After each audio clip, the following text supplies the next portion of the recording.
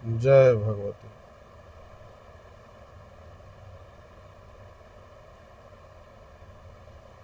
रोग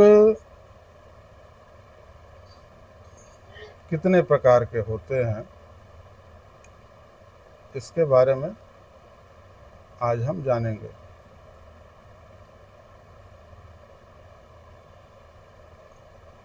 शास्त्र पुराण के अनुसार रोग दो प्रकार के होते हैं, एक आधि और एक व्याधि।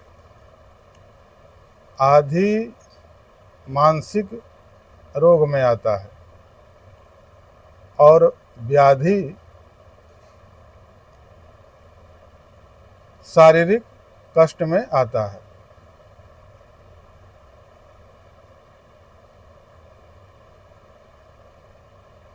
तो हाँ, आधि में भी कुछ,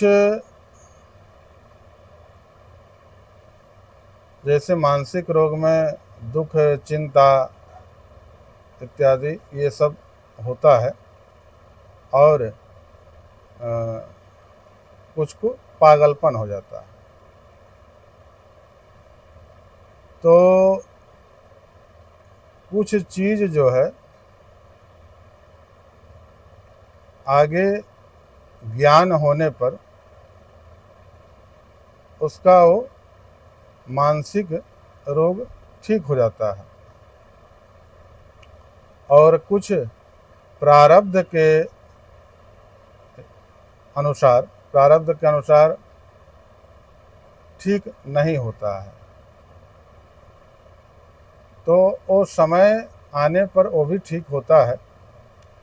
जितना दिन उसको कष्ट झेलना है वो प्रारब्ध में है, तो वो उतना समय तक उसको वो चीज़ झेलना पड़ता है।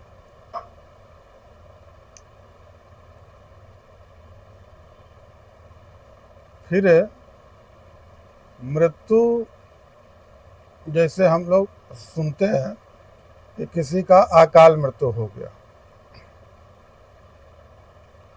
तो अकाल मृत्यु किसी भी मृत्यु को अकाल मृत्यु हम नहीं कह सकते हैं। इसमें भी दो चीज होता है, एक आकस्मिक मृत्यु और एक अकाल मृत्यु। तो दोनों में फर्क क्या है? दोनों में फर्क ये है कि जिसका आयु पूरा हो गया मगर वो पूर्व के प्रारब्ध के हिसाब से, उसके संयोग से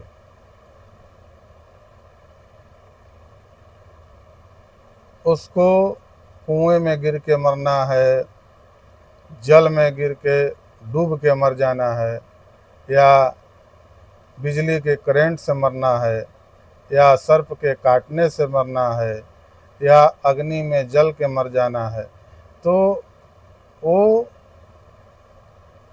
ऐसा एक पूर्व का उसका प्रारब्ध है, उसके हिसाब से उसका आयु पूरा हो गया है, मगर उसको इसी विधि से मरना है। तो ये आकस्मिक मृत्यु इसको बोलते हैं, जिसमें उसका अपना कोई दोष नहीं, अपना कोई रोल नहीं है कि हम इस मृत्यु को अपने स्वयं अपना रहे हैं। उस चक्रव्यूह में फंस कर, या आग के लपट में, या गाड़ी के नीचे गिर जाना, या छत से गिर जाना, इस तरह का जो अचानक से उसके साथ हो गया, वो भी उसका मृत्यु का पूर्व के प्रारब्ध के हिसाब से उसको आकस्मिक मृत्यु ही कहेंगे। दूसरा है जो अकाल मृत्यु किसे कहते हैं। तो अकाल मृत्यु का मतलब है कि जो अपने शरीर को अपने से मारना, यानी कि अपने शरीर को अपने से इसको खत्म कर देना, इसको नष्ट कर देना। तो इसको अकाल मृत्यु बोलते हैं कि जो स्वयं अपने मन से, अपने इच्छा से अपने शरीर का त्याग करता है, फांसी लगा के मर जाए या जहर खा के मर जाए या स्वयं कूद जाए, तो उसमें उसकी इच्छा होती है और वो इच्छा जो है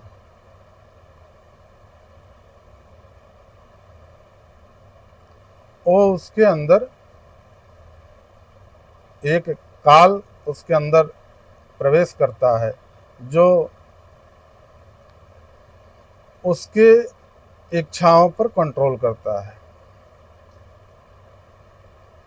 और उसके मन में वही चलता है कि ये शरीर जो हम त्याग देंगे तो इसके बाद हमको आगे, यहाँ से इस शरीर को त्याग देंगे तो आगे हमको सुख मिलेगा। तो ये सुख नहीं मिलेगा। अपने शरीर को भी मारने से व्यक्ति को एक मनुष्य को मारने का जो पाप लगता है, वही पाप अपने शरीर को मारने में भी वही पाप आपका जुड़ जाता है और ये एक नया कर्म बन जाता है जो कि आपको इसका भी दंड आपको आगे भोगना पड़ता है। एक तो आपका ये नया पाप कर्म बन गया, दूसरा कि आप जो अपने शरीर को इस तरीके से अगर नष्ट कर देते हैं तो इसमें आयु पूरा नहीं हुआ रहता है। तो जब तक आपका आयु रहता है, बचा रहेगा, तब तक उस व्यक्ति को कष्ट यानी कि उसको प्रेत जोनि में भटकना पड़ता है। ऐसा नहीं है कि हाँ हम शरीर का नष्ट कर देंगे तो आगे हमको सुख मिलेगा। उसको आगे फिर जितना उसका आयु रहेगा उतने दिन तक प्रेत जोनि में उसको भटकना होगा और प्रेत जोनि में आप कुछ कर भी नहीं सकते हैं अपने शरीर को उस जोनि से मुक्ति दिलाने के लिए। आप अगर कुछ भी कर सकते हैं तो इसी योनि में यानी कि मनुष्य देह में ही आप कुछ भी अपने शरीर को कहाँ ले जाना है, किस जगह पहुंचाना है, ये आप इस देह में ही कर सकते हैं। हाँ, इसमें भी जैसे कि कोई व्यक्ति इसमें भी बच जाता है यानी कि इसमें ही नहीं, बहुत सारे मृत्यु तुल्य कष्ट में भी व्यक्ति बच जाता है। तो वो बचता क्यों है कि उसके साथ का कोई प्रारब्ध कहीं से कोई जुड़ा हुआ है। यानी कि ये भी हो सकता है कि भविष्य में उसका कोई संतान होने वाला हो और उस संतान के प्रारब्ध से वो व्यक्ति बच जाता है। या ये भी होता है कि उस व्यक्ति का इसी जीवन में कुछ ऐसा कर्म जो है बचा हुआ है, या तो उसके जीवन में कुछ और सुख भोगना है या कुछ और दुख भोगना है, तो उसके वजह से वो मृत्यु के मुख में जाके भी फिर से वापस आ जाता है, क्योंकि उसको ये प्रारब्ध अभी आगे उसका कुछ काटना है, कुछ बचा हुआ है। जो बचा हुआ है उसको पूरा करने के लिए वो व्यक्ति बच जाता है। तो ये केवल इसको स्वेच्छा से जो मृत्यु अपनाते हैं उन्हीं के लिए नहीं है। ये यानी कि जैसे किसी का शरीर में कोई कष्ट है, कोई रोग है, कोई विभिन्न प्रकार का कोई दोष है और वो मृत्यु तुल्य कष्ट के नज़दीक पहुंच गया है, फिर उससे उबर करके आ करके 5 साल, 10 साल, 20 साल तक अगर वो जिंदा है, बचा हुआ है, तो उसके हाथ से कुछ अच्छा कर्म होने वाला है या उसके शरीर को कुछ और भी कष्ट भोगना है। या तो उसके जीवन में कुछ उसके हाथ से कुछ परोपकार होने वाला है, कुछ उपकार होने वाला है, या उसके शरीर को कुछ और भी कष्ट भोगना है। तो अगर किसी व्यक्ति के साथ अगर ऐसा होता है तो आगे से अगर उसके साथ ऐसा हो गया है तो आगे उसको अपने जीवन में परिवर्तन लाना चाहिए कि इस संसार में अगर आपका कोई हितैषी है या कहिए कि कोई प्रेमी है तो वो केवल परमात्मा है। बाकी जो भी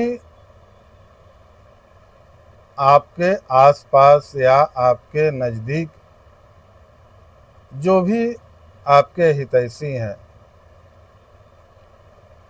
वे सभी या तो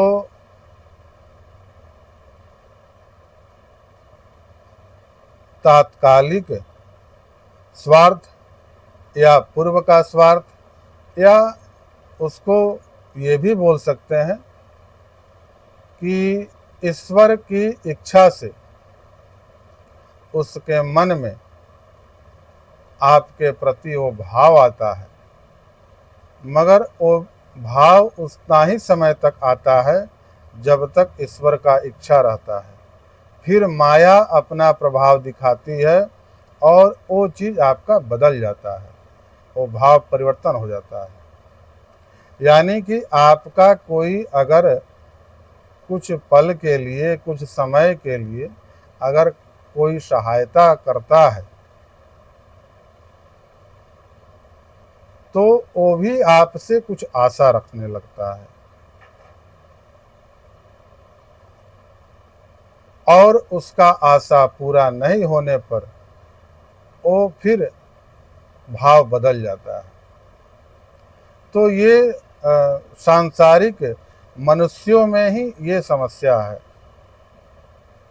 क्योंकि इसमें उसका भी दोष नहीं है और इसमें किसी का भी दोष नहीं, क्योंकि माया का इतना बड़ा प्रभाव है कि उसमें कोई भी, माया में तो कोई भी घुस सकता है। माया में भगवान भी कुछ समय के लिए माया के प्रभाव से प्रभावित हो जाते हैं, बड़े बड़े ऋषि मुनि भी प्रभावित हो जाते हैं। तो हम लोग तो कीट पतंग की तरह मनुष्य हैं, तो हम लोग प्रभावित हो गए तो ये कोई बड़ी बात नहीं है। तो इसमें अंतिम निर्णय क्या होना चाहिए? इसमें अंतिम निर्णय यही होना चाहिए कि व्यक्ति का भगवान के सिवा कोई और उसको प्रेम करने वाला नहीं मिलेगा, और जो प्रेम करने वाला अगर मनुष्य है भी तो उसका बुद्धि परिवर्तन समय समय पर हो सकता है, मगर भगवान कभी कोई परिवर्तन भगवान के प्रेम में आपको नहीं मिलेगा। हाँ, अगर कभी ऐसा नहीं है कि हम इसके हिसाब से कि आप सभी से संबंध को तोड़ दे या छोड़ दे, संबंध निभाए सबके साथ, मगर आप आशा मत रखें किसी से कोई आशा नहीं रखें। आपको जो भी आशा या जो भी भाव रखना है वो ईश्वर के साथ रखें। जय माता दी।